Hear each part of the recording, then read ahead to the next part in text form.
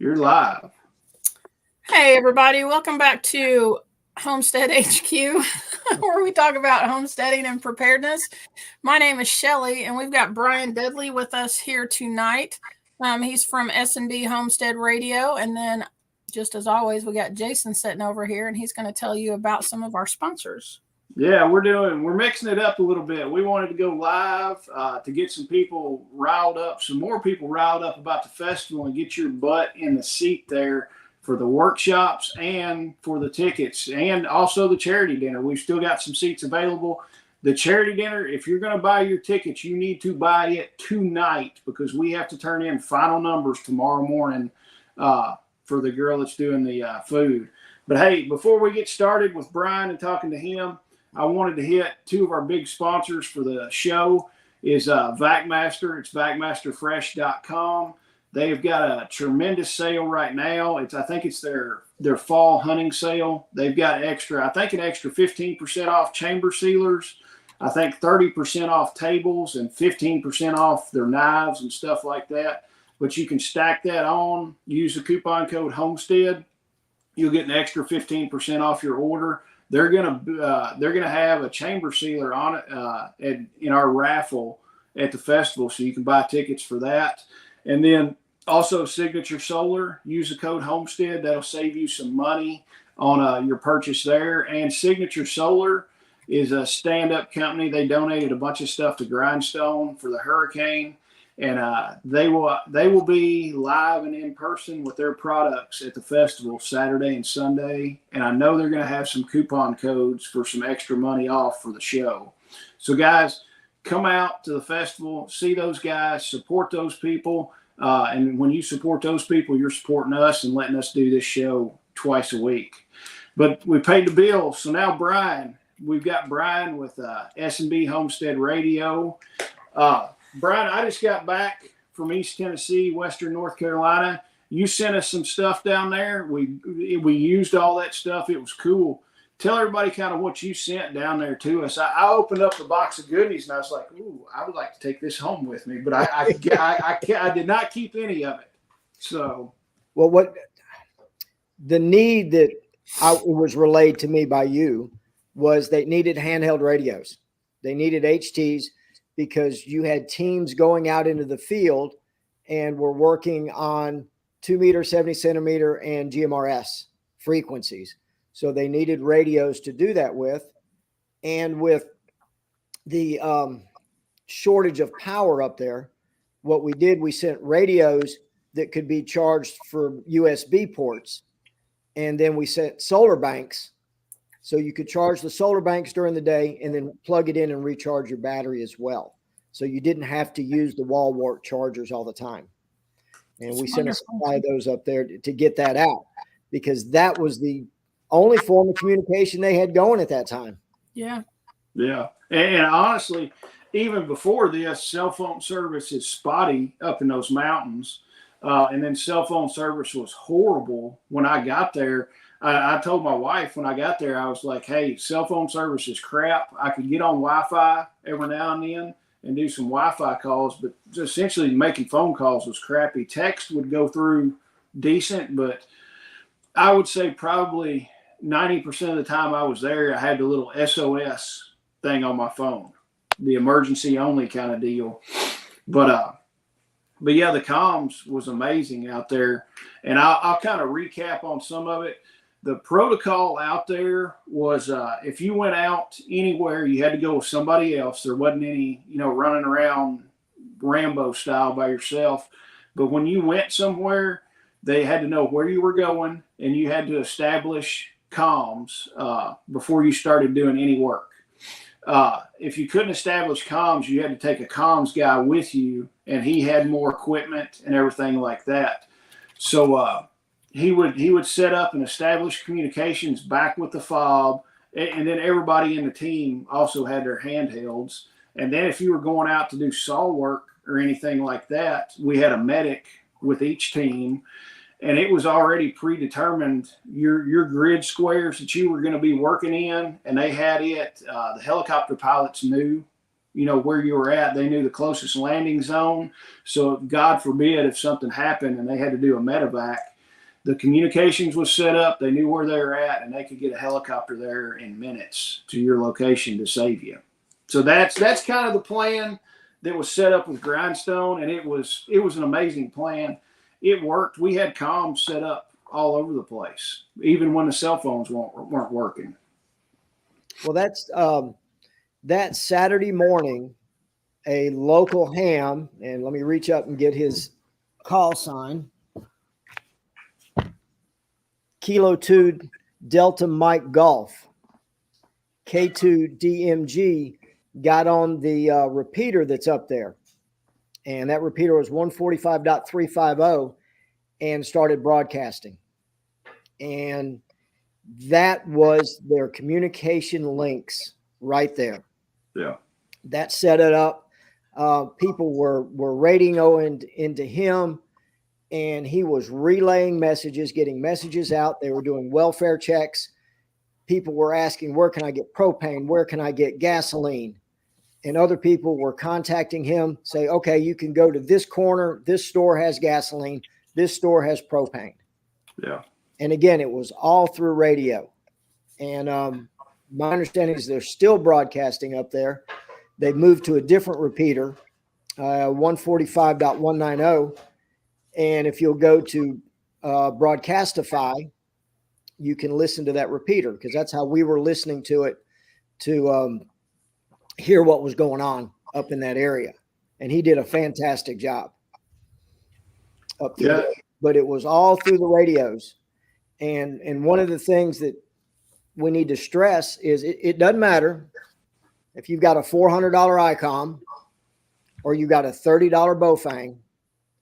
If you don't know how to use it, it's not going to do you a bit of good.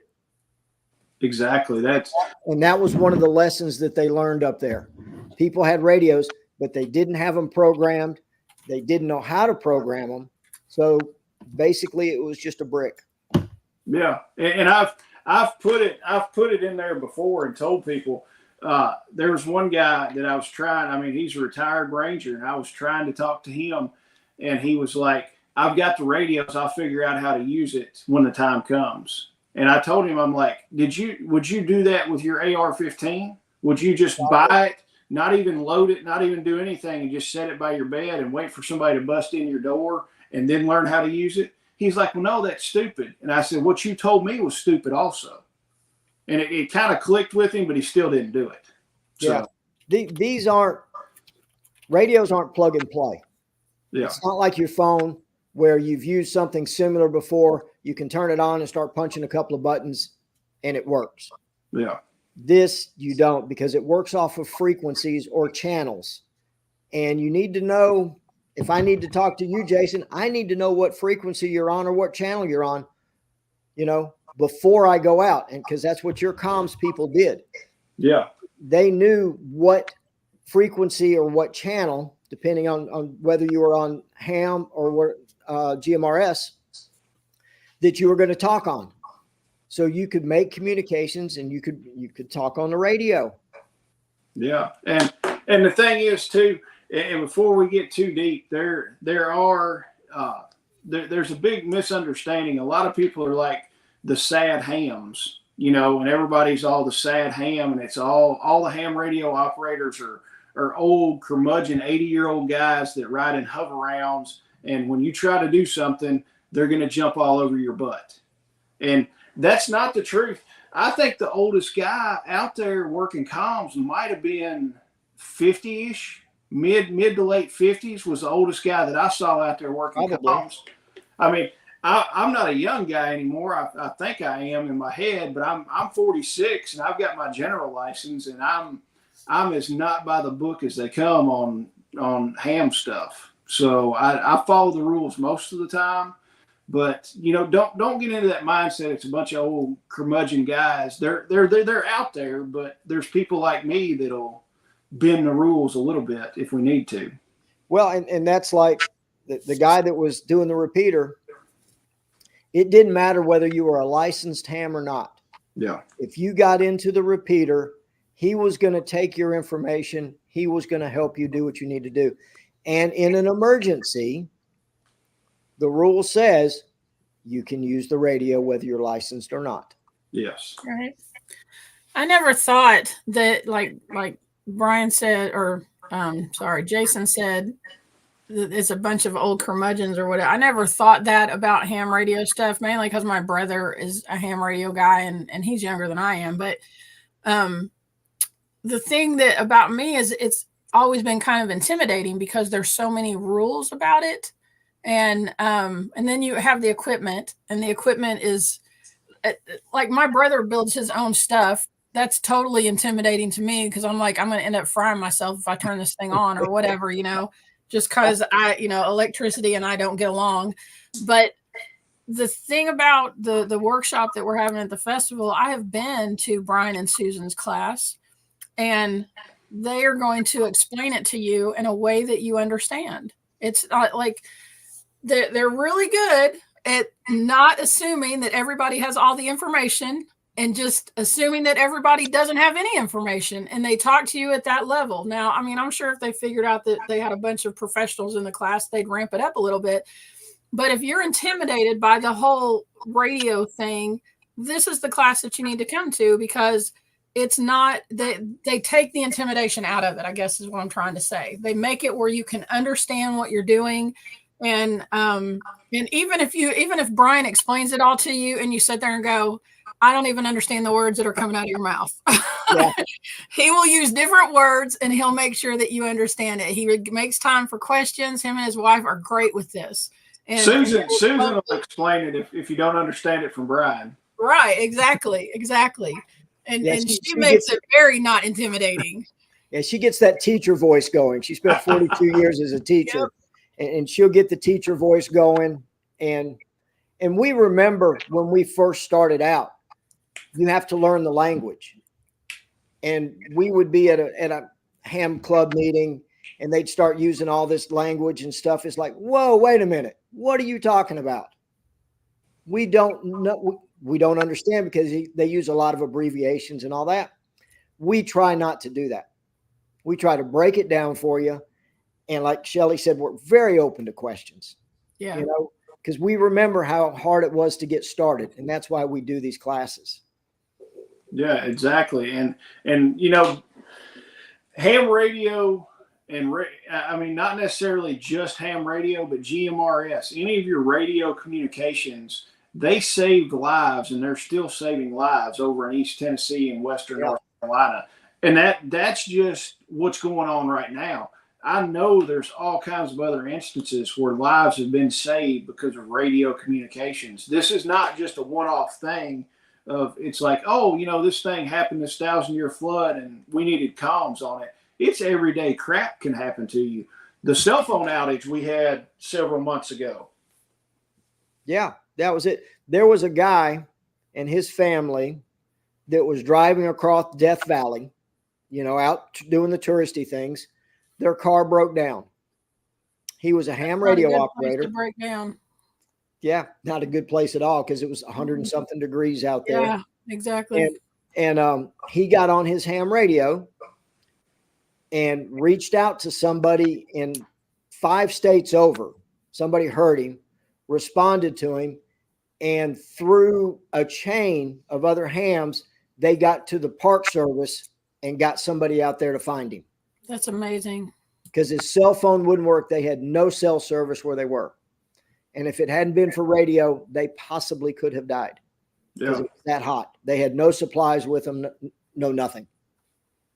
Yeah, and that's an everyday occurrence. I mean, granted, I'm not driving around in Death Valley every day in Kentucky and stuff like that, but I mean, there's all kinds of instances to where you could use this.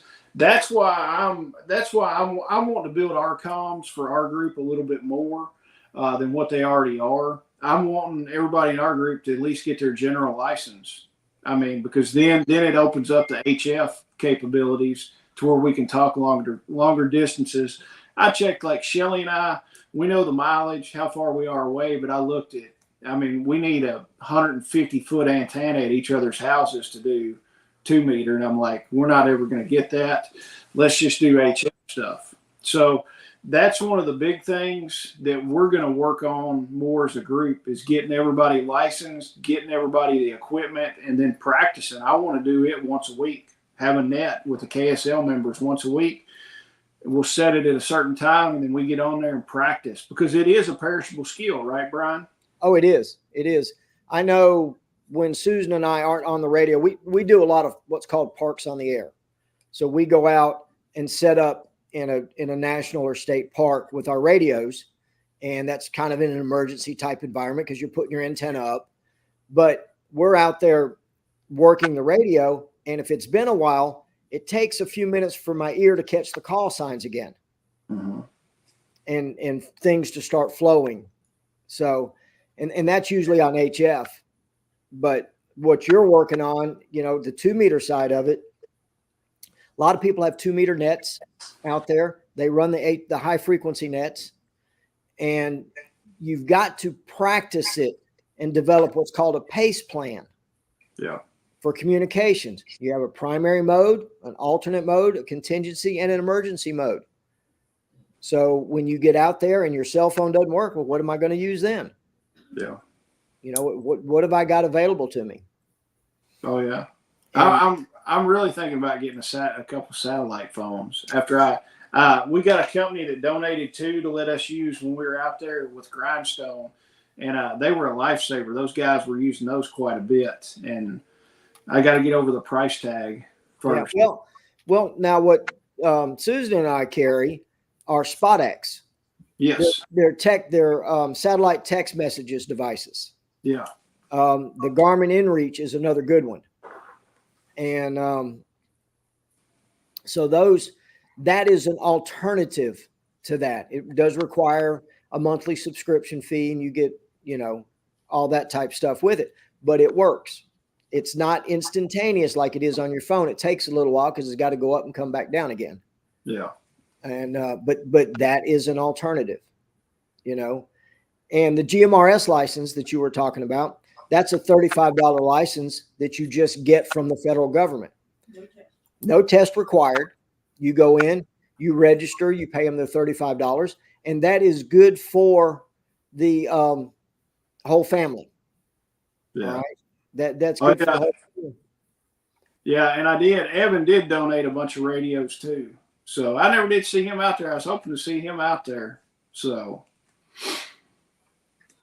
good, because they needed all they could get out there. And with anything on radio, you got to practice to use it. You just got to practice with it. Oh yeah. And see what works, because you go to Walmart and you buy the little radio in the blister pack and it says 25-mile range. Yeah, well, if you're on a lake or standing out in the middle of the desert, it might get 25 miles. Yeah, might. In a normal environment like the rest of us, you're probably looking at 1 to 2 miles realistically. Oh yeah. And Jody Weapons Junkie said he learned Starlink was a must. That's something else that I've got to get over.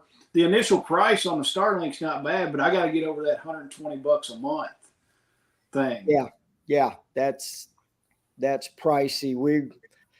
With this coming up, we've talked about getting a Starlink, but I think they've got, if you go with the portable one, isn't there like a $60 option? I'm not sure. I was checking on some of it, and I know the one I was looking at was like $120 a month, and I'm like, man, I just can't do $120 a month for emergency stuff right now. Yeah. So, but yeah, Lawrence popped up in a comment. He came to your last class that we had down here in Bowling Green, and I mean, Lawrence is singing your praises. He bought radios, and I was talking to Lawrence the other day, and he's like, man, he said, Casey and I, because he was worried about him and his wife. I'm going to the $50 roam. Oh, I need to talk and see about that. Yeah, that's what I was telling you. If that roaming option is a lot less expensive. Oh, we might be making Starlink a call tonight. So. Yeah. But yeah, Lawrence, and back when I was talking, Lawrence got some radios from you, and he was worried about Casey and their daughter being able to talk back and forth, and he's like, they've already put foot to butt on it, and done it, and they made contact with it, and they know it works for the stuff that they wanted it to work for. And he's like, we already got that figured out. Yeah, because the class that we ran a couple of months ago, we actually had some people stayed at the base camp, and then we loaded up in my truck and went out in the field and to see where the radios would work, what kind of environment was it working in, and what kind of environment would it not work in. Yeah. Then we brought people back, and then we swapped over and took the next group out. It was a lot of fun. A lot of people had a learning experience and said, well, I thought it would go a lot farther than this. And then some of them said, well, I didn't think it'd go this far. Yeah. But a lot of it has to do with the antennas. Oh, yeah. And that antenna that we set up, I mean, the one that we set up on the building was horizontal, and it wasn't even vertical. Right. And I mean, it was doing pretty stinking good job and it was just a little bitty mag mount antenna was all it was. That's it. And then we actually used the rubber duck antenna that came on the radio, and then we switched over to a mag mount. Mm-hmm. And sometimes the rubber duck antenna wouldn't work, but we had the right adapters, and we could hook it up to the mag mount that was on top of the truck. Yeah. And actually, we had a $20 mag mount sitting up there that worked great. Yeah. And y'all were just running handhelds in the truck, weren't you? Yes. Yes. Yeah. Just $30 Bowfangs. Yeah. Is what we ran. So, I mean, imagine what it would be if you had a mobile in your truck and a real nice antenna on your truck and a real nice antenna back at your house. I mean, you're going to do a heck of a lot better on range that way. I mean, y'all just kind of hobbled everything together to play around with a lot of it. Right. Something that would be portable that you would have in your car with you.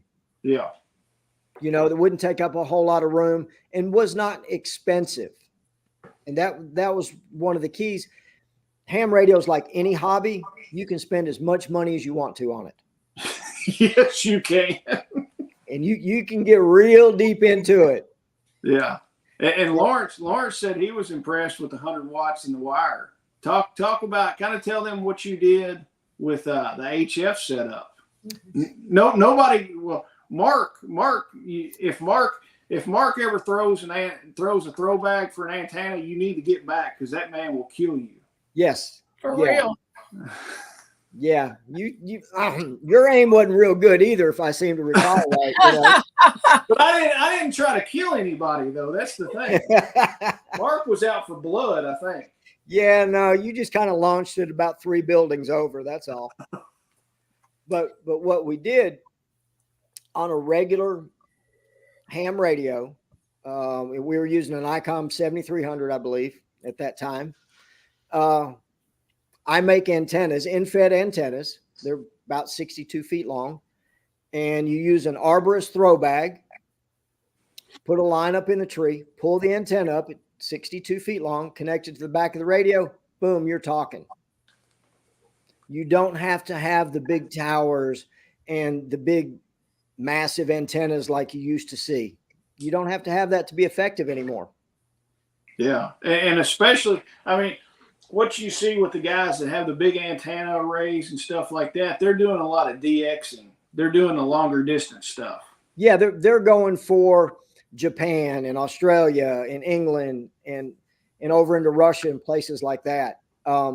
If you're wanting continental U.S., wires are fine. Now, I've talked to Canada. I've talked to Spain, Brazil, Jamaica on that 62-foot wire and 100 watts. I was going to say, can't you just, like if you just have what you're talking about, that 62-foot antenna, can't you like use other people's antennas? Don't they have that set up somehow, like a network of those antennas across the, like if I wanted to talk to you in Alabama or something like that, I wouldn't be able to do that directly, but I could through a network of antennas. Don't they do that? What you're talking about is a linked repeater system. Okay. Which would be on the 2-meter side. Usually those are linked within the state only. So you couldn't get down to me. Now they do have something out there that's called D-Star, which is an internet-based communications, Okay. So yes, you and I could talk. We could join the same chat room and talk over an ICOM radio and do D-Star. And then they do the same thing on another format called DMR. But like if the grid goes down, you're not doing that internet-based thing, right? Exactly. Yeah. Yes. That's why I don't focus on that.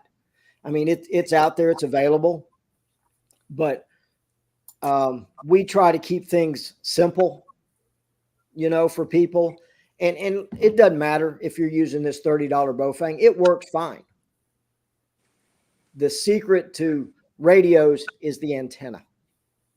Yeah. Yes, there's a few differences on the front end and things like that. The reception will be a little bit better on a more expensive radio, and you'll sound better across it. But to learn.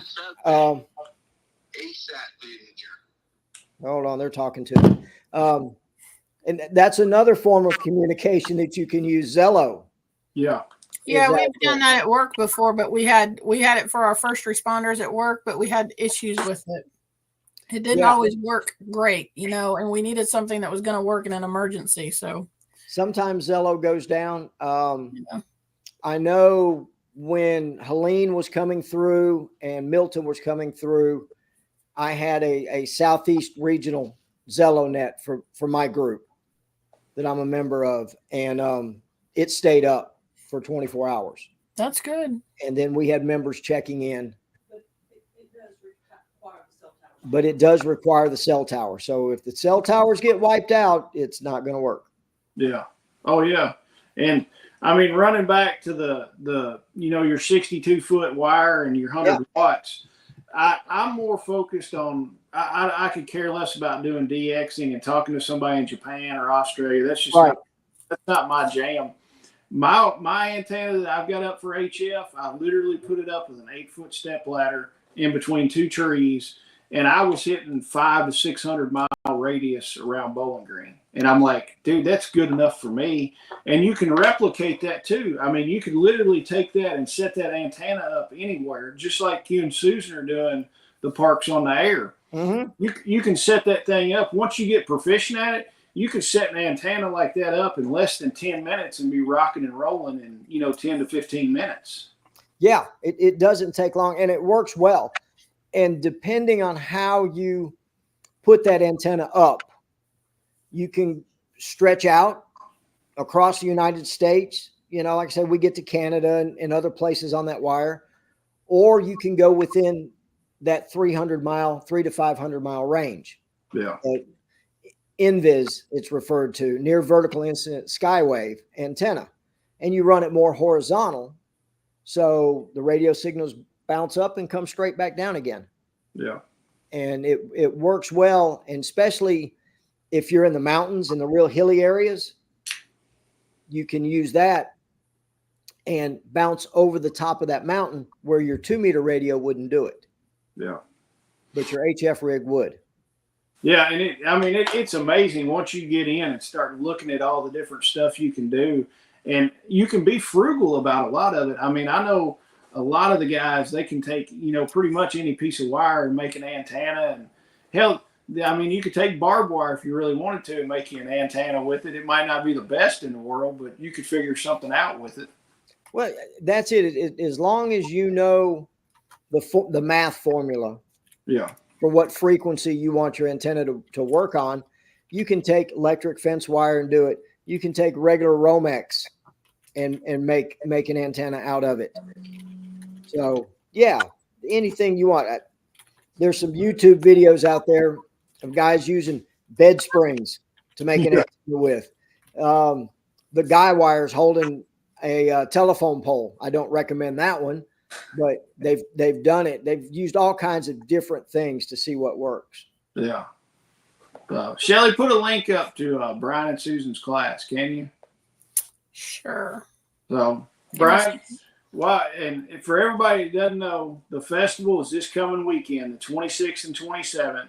Friday before the festival, the 25th, we've got workshops. Brian and Susan are doing an emergency communications workshop there. It's an all-day class. They're gonna pretty much take you from essentially not knowing too much about radio stuff to where you're proficient in building a communications plan for your family or for your group. We've also got Chuck Peoples is doing a half-day wound closure and a class. He's going to do sutures, staples, the Closex, the new Closex bandages that they've got. Leslie Gossett is doing a half-day herbal class, medicinal herbs. Those two classes, you can take both of those because one's in the morning, one's in the afternoon. And then Grumpy Acres is doing an all-day canning class. So go to the website, check those out. It's KentuckySustainableLiving.com. Check those out. Sign up for those. It's going to be awesome stuff. But Brian, kind of tell people what they can expect when they walk into your class. If Joe Blow walks into your class and he's like, the only thing I've ever messed with is one of those little bubble packs when I was 10 years old.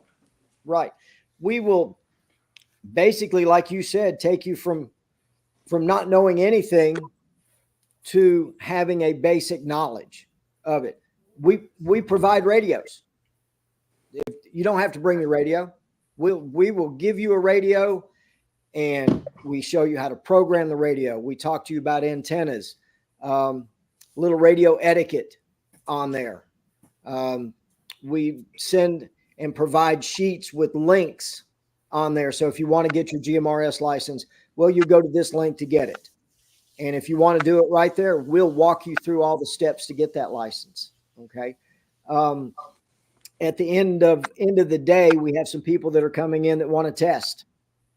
We have one person that's taking the class that sent me a message and said, "Hey, will you be offering the ham radio test?" I said, "Yeah. If you want to take the test, we'll be glad to give you the test at the end of the day."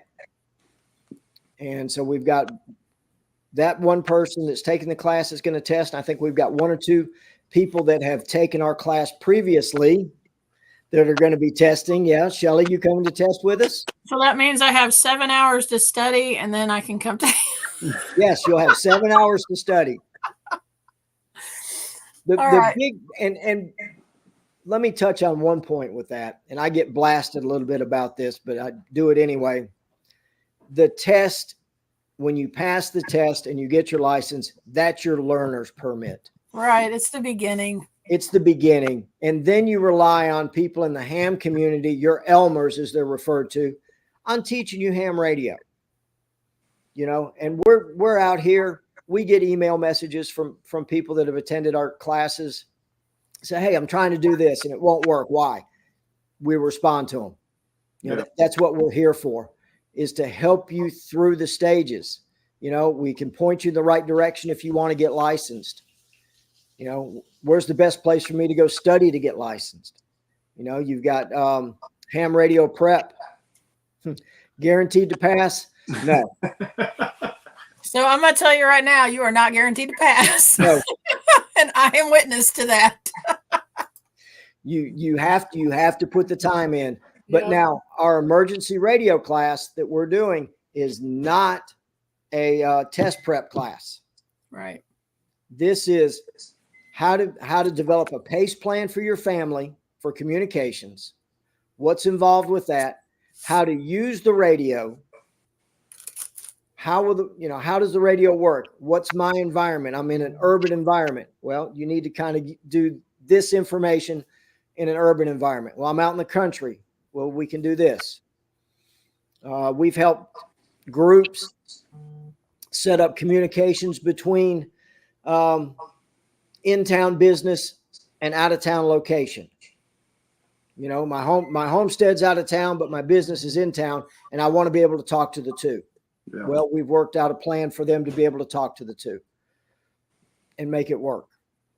And it worked pretty good because I was there when you were setting it up and setting some of it up, and I was sitting there when the guys were running around at their different spots and calling back in. And it was pretty cool. And they've got from their place to the business and everything. I was like, this works pretty good. Yeah. And it's fun. We enjoy ham radio. We get out and do a lot of stuff with it.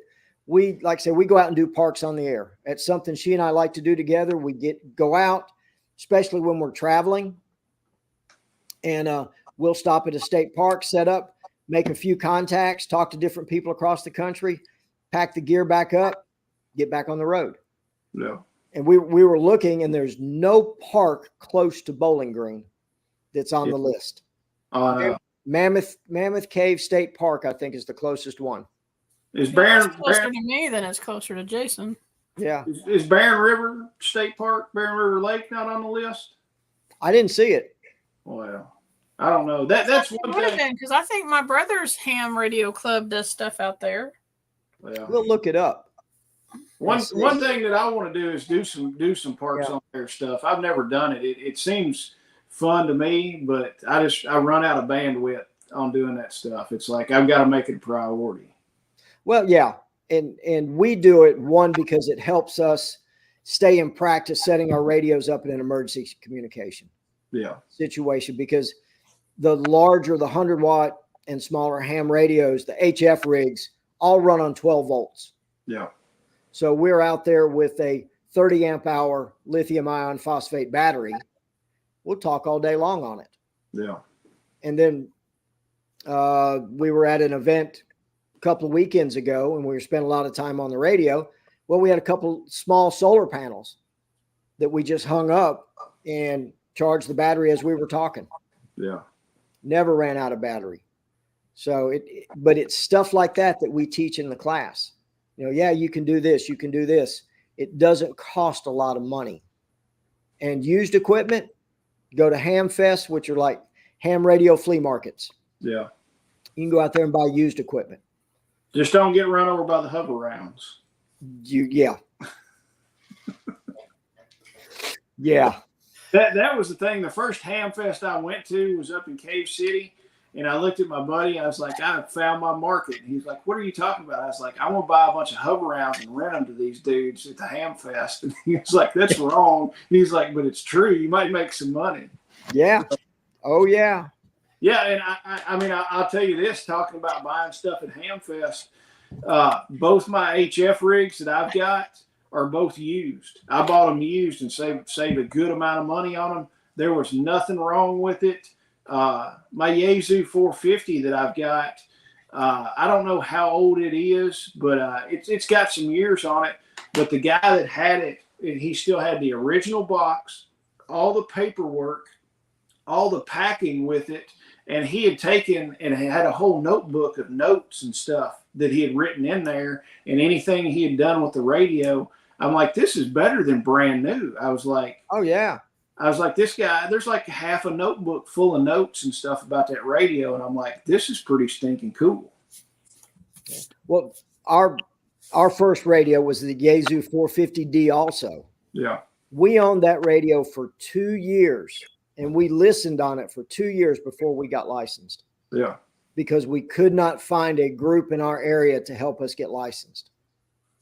We knew nothing about it. We knew we needed radios, and we just did a little bit of internet search, said, Yaesu, okay, this is in my price range. So off we went.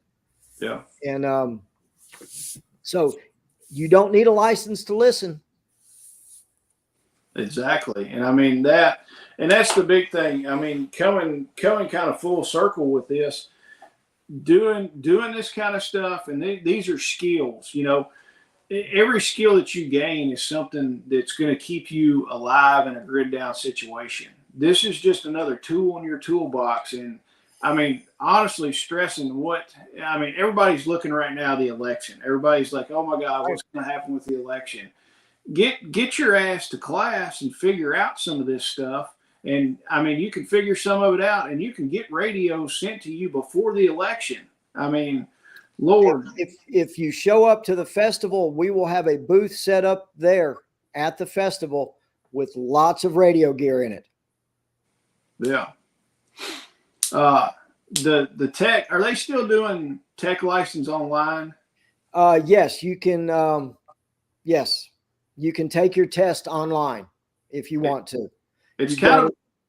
You've got to study. Yeah. Got to do your own studying and everything. And then you can go online and do a test. Yeah. And you got to have, I think one of my buddies took it online. He had to have like 2 cameras set up or something like that.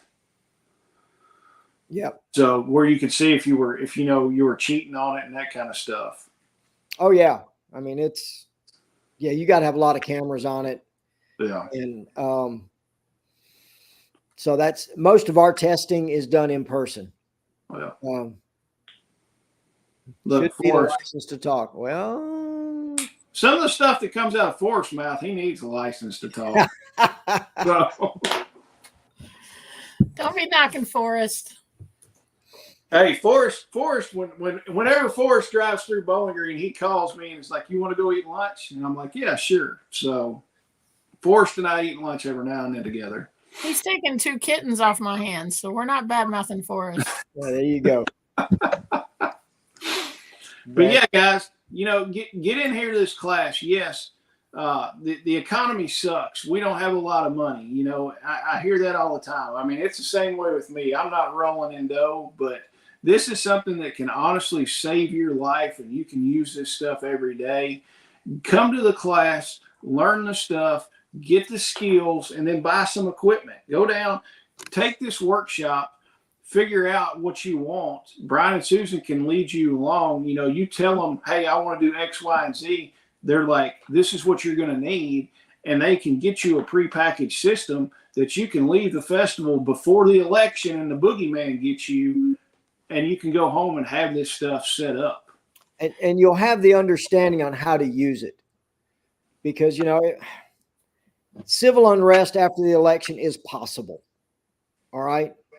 I'm not going to say I'm not going to say it's possible either way this time. Either way. Yeah. I'm not going to say it's probable. A lot of people out there think it's going to be probable, but it's possible. And along with that, if it happens, they're going to shut the cell towers down. Yeah. Because that's how a lot of groups connect and plan activities. Yeah. Is through the cell towers. So if they shut them down or limit the cell towers, how are you going to contact your significant other and say, "Hey, don't go down Main Street because they're rioting. Go around it." Yeah. Because we all have our normal routes that we travel. Yeah. You go to work on the same route every day. Every day. You come home the same way every day. You go to the grocery store the same route every day. All right. And we know that. So if I hear on the radio, because we run a scanner in our house all the time. If I'm home and Susan's going grocery shopping, I know what grocery store she's going to. And I hear has been a wreck or something on the road, I can reach out on the radio because she's got it in the car with her and say, "Hey, go around 2nd Avenue. They've had a big wreck there." Yeah. Same thing with if we have civil unrest coming up after that and the cell towers aren't working, this will work. Yeah. But you got to know how to use it.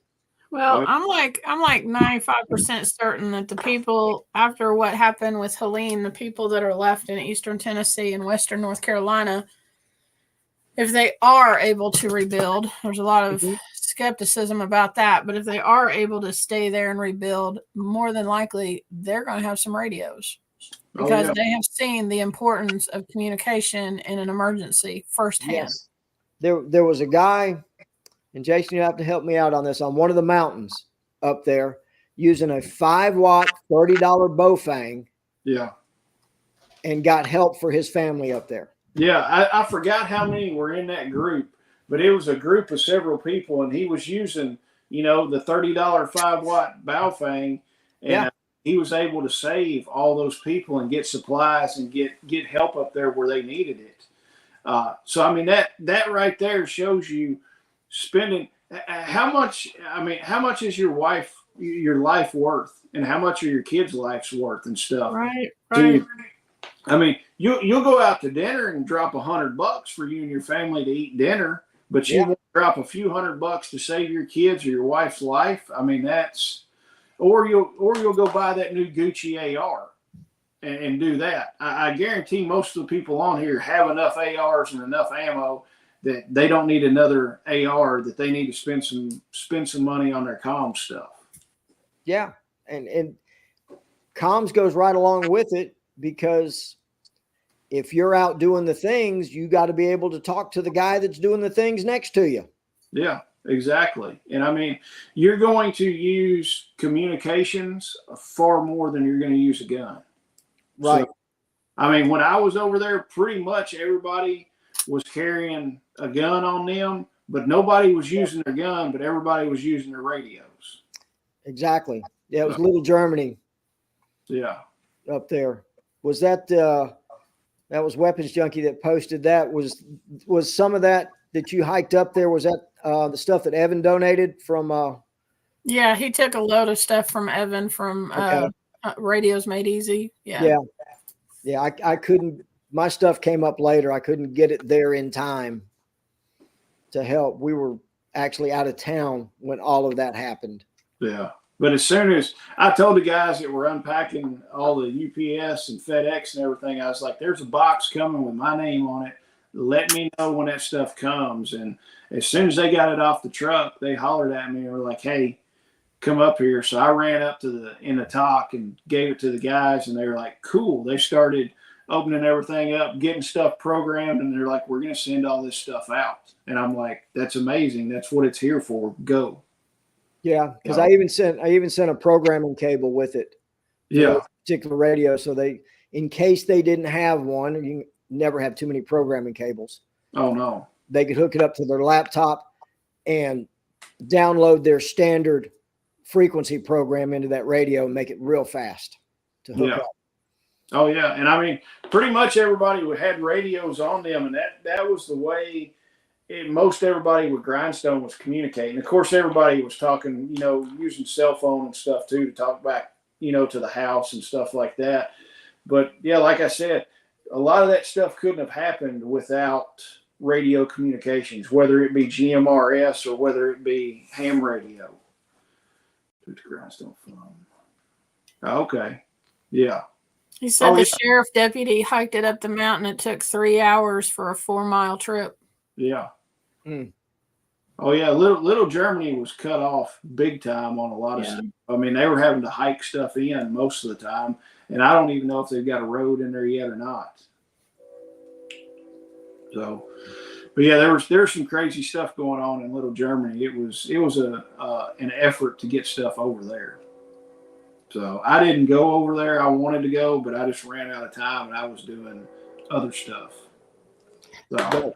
That's like us. We were actually in Middle Tennessee when a lot of this was going on, and had obligations there, and then had to come back, and we couldn't make the 5-hour drive from where we were over to there to help run comms like we wanted to. But then when we got back here, we found out, we can do some stuff here. Yeah. That's when we started talking to you and found out they needed HTs. So we boxed up a bunch of HTs and sent them up there. I've got another friend that's up there right now with another organization. And he's called me several times because their comms people weren't there. And I helped him get on frequencies and get some radios programmed over the phone. Because he was at their forward operating base, their FOB. And we worked with him on getting them set up and taken care of. Yeah. So Weapons Junkie says the beautiful thing was all of us rallied together, lots of people, the church, we the people. It was a blessing to see so many pitch in so many ways. And that's when I read that, I posted one of Bear Independence videos on my Facebook page where he was talking to a guy. He was talking to Billy. It was the interview that he did with Billy from Permapasture Farm. And at the end of the video, I think everybody is upset with the reaction from this hurricane happening and the lack of action, I guess, and not, help not coming in and all of that. But Bear started giving just testimony about all these amazing things that he saw God do while he was there. And I think that we have to, Like, we know that the government's not going to help us, right? Like, everybody, if you're watching this video, if you're on this, I know that you two know, but anybody watching this video, when stuff like that happens, you can't count on them. You're not going to count on them, but you're probably going to be able to count on God's people. And just having those people come in and have your back and watching him move through all of this, it doesn't matter what the government does or doesn't do because he's still in control, right? Yeah. And God was working over there. It was funny. We were setting up in the talk. One night we were there and we were all kind of talking. And a couple of the guys prayed. It's like, Lord, we wished we had some more generators. And I kid you not, like 30 minutes later, somebody came upstairs and they're like, this guy brought like 12 generators and he wants to come up and say hi to y'all.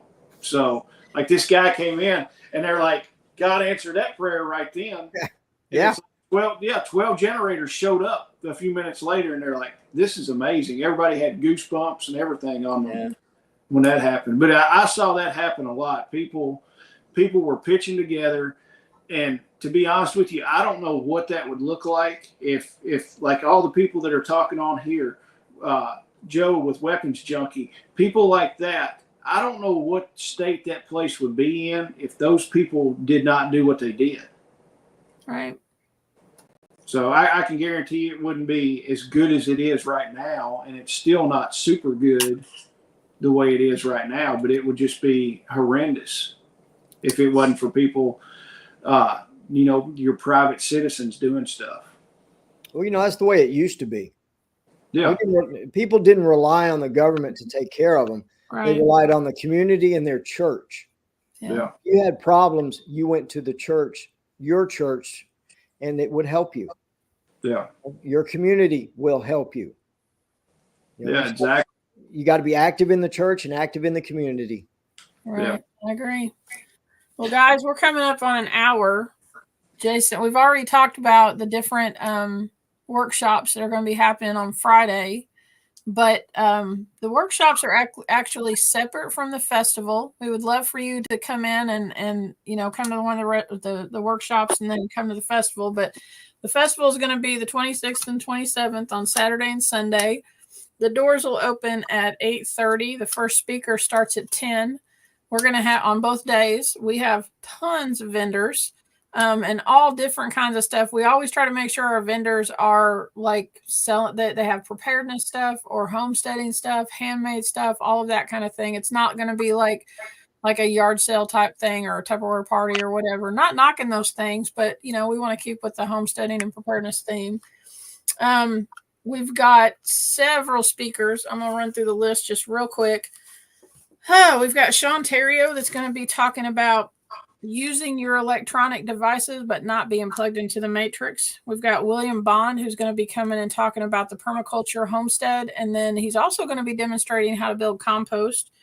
We've got Angry Prepper from New York, who's going to be talking about bugging out of an urban environment. Leslie Gossett is going to be there, and she's going to be doing herbal walks like she has in the class. She's our resident herbal person. We love her. Jeff Smith is going to be there, and he's going to be talking about, I've kind of been not saying the title of his thing right. He's going to be talking about how to prepare for those people like in your family, your friends that are on the fence about preparedness. Like whether you're going to take time to prepare for them if they come to your house, because how many times do we hear, oh, well, if this happens, I'm coming to your house. Yep. And we're kind of like, I don't know about that. Yeah. Bill Stoker is going to be talking about homestead security. Chuck Peoples is going to be talking about prolonged health care. Byron Russell, he's going to be talking about drone defense. We've got Erica Anderson and Dylan Searcy from Chronically Healthy. They're going to be talking about healthy living. Barbara Sue and Philip Kowalski are going to be talking about beekeeping. Brian and Susan, Brian right here. Brian and Susan, his wife, they're going to be talking about ham radios and why you need them, just like we've talked about right now. Local Prepper is going to be talking about Homesteading 101. Randall White, who is Flomaton famous, is going to be talking about tree grafting. Callie Blackwell is going to be talking about, oh, doggone, it just left me. I just wrote that thing down today. So she's going to be talking about how to be a hooter bandit. Maybe. No. She's going to be talking about alternative holistic health. Okay. And then Dawn Gorman is going to be talking about the family milk cow and raw milk and all of that kind of stuff. And Jason, why don't you tell them about the dinner on Saturday night? Yeah, one of the big things Saturday night, we're having a charity dinner for Caleb House, which is Bear Independent. It's one of his 501c3 charities that he does. They take victims that have been in trafficking, rescue those victims, and they give them a house to rehabilitate themselves. He's building a facility right now somewhere in Oklahoma. They're trying to raise as much money as they can for ongoing operations and to build that facility. So that dinner is Saturday night at 6:00 at the same place the festival's at, prime rib dinner. Go to the website. There's a drop down that says charity. Click on it to purchase your tickets. Tonight is pretty much the final night to buy your tickets. You're not going to be able to buy those things at the door because we have to tell her tomorrow morning how many people are coming. So if you want to be a part of this, go and buy your ticket tonight, and let's raise as much money as we can for Caleb House, because I personally can't think of a better place to give money to. So we're also going to have a guy from Yardbird who is going to come in and do chicken processing demonstrations both Saturday and Sunday. If you don't know how to do that, you can come and learn that. And Jason, am I pointing the right way? Nope, I can't ever get this right. It's always backwards. Jason, the guy right here, right there, Jason. Him and William Bond are going to be doing a talk where they're going to share what they saw, what they encountered, what happened when they were at Eastern Tennessee. And I think William went a little bit into Western North Carolina working with Grindstone Ministries. So they're going to be sharing that. So you'll want to come and hear that as well. You can get tickets on our website, KentuckySustainableLiving.com. If you go right now and get those tickets, you can use email 25 code, email 25, and get your tickets for $25. If you wait until the festival, you're going to pay $35 at the door.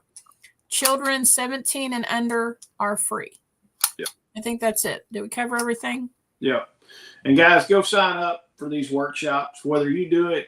The best one, I think, honestly, and that's why I've got Brian on here, and the most urgent stuff is your communications plan, just because of kind of what we're looking at. If something goes screwy after the election, they shut the cell phone down and all that. But that's the one that I would sign up for. If you're just going to do one, do that one, because it's probably the most prevalent right at this minute. So, guys, we appreciate it, and we will see you Friday, hopefully. And if not, we'll see you Saturday and Sunday in person. Brian, thanks a bunch. Thank y'all. I appreciate it. All right. And we will see y'all later. Good night. Good night.